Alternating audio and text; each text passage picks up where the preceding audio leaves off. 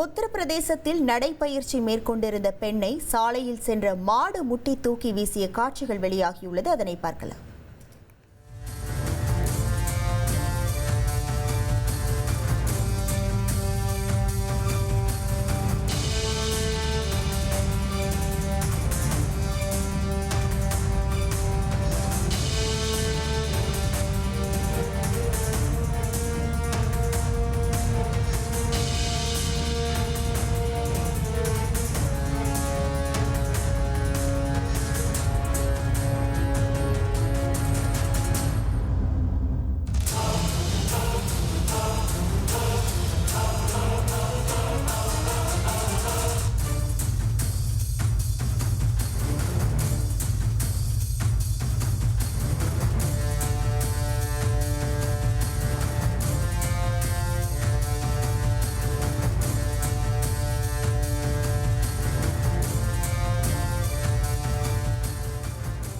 கூடுதல் விவரங்களோடு இணைகிறார் நமது செய்தியாளர் ரமேஷ்குமார். வணக்கம் ரமேஷ்குமார். இந்த சம்பவமானது எப்போது நடைபெற்றது? தற்போது அந்த பெண்ணின் உடல்நிலை எவ்வாறாக இருக்கிறது? முழு விவரங்கள்.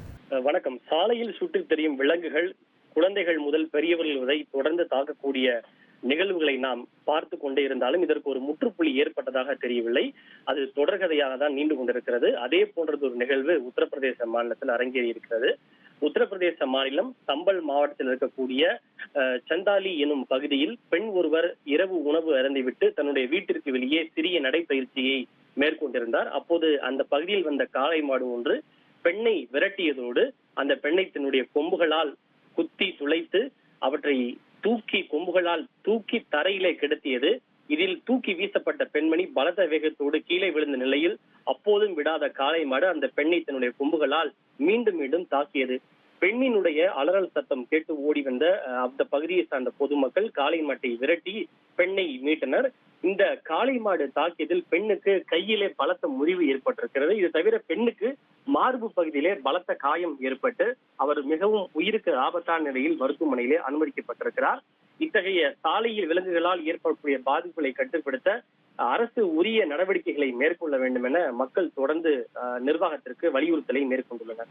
உங்கள் விவரங்களுக்கு நன்றி ரமேஷ். ட்ரெண்டை ஃப்ரெண்ட் ஆக்கிக்கோங்க. தந்தி டிவியின் சப்ஸ்கிரைபர்ஸ் அண்ட் ஃபாலோவர்ஸ் குடும்பத்துல நீங்களும் இணையுங்க.